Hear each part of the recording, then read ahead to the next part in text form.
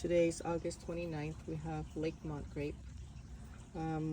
It's rather a little late this year. Usually it's ripens a little sooner, about early to mid-August. So right now we're at late August, so it's a little late.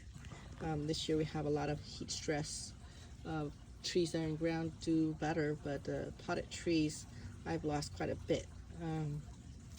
Maybe 25% of my potted trees this year because of heat stress.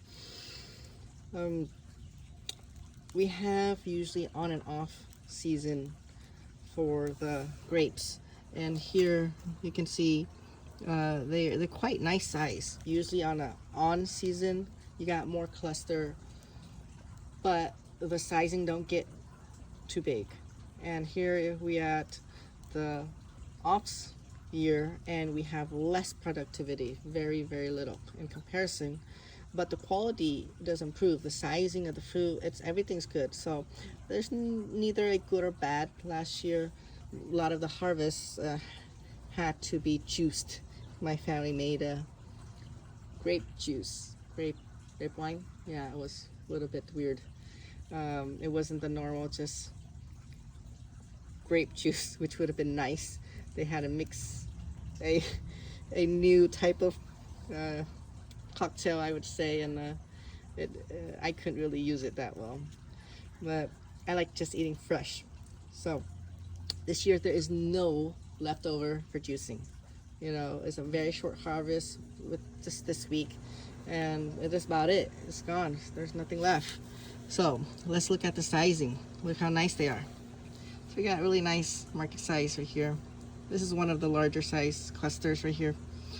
It's quite heavy. So Lakemont, there you go.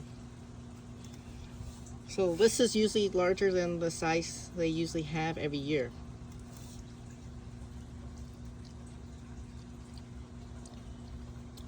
So with the Lakemont, we do have a little bit of a tough skin here. It's almost like a slip skin, sort of.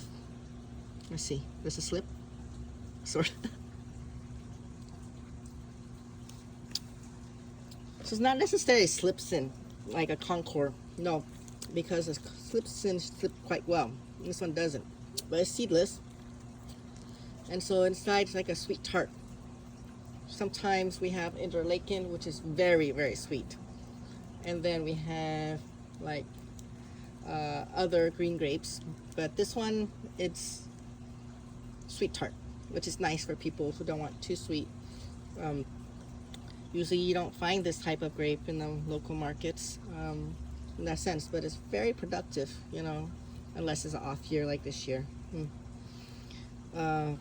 Overall, I don't mind when it's not productive, because I rather have larger size clusters and the quantity is not too much, because when there's too much and we have a heavy rain like the other day, they start cracking, and once they crack, you know, you can only juice them instead of eating fresh. So you can't really store it very long, you can't freeze them, they just lose their quality. So in that sense, you know, I think it's good to have on and off years. It's not a bad thing at all. For me, I even do a lot of thinning, cluster thinning. I really focus mostly on quality rather than quantity. So this one, nature decided for us, right? So if nature already did its own thinning, I wouldn't have to waste my time doing that, because it takes a lot of time and effort to thin out clusters. It adds up. But right here we have this. So if these were in the market, I think it's not bad. It's really nice. It's definitely not like, you know, California grown grape. It's not gonna get that sweet, but it's quite hardy. We can grow this down to zone 6, you know. So we're gonna keep the video short as usual, and we'll check out next year's harvest.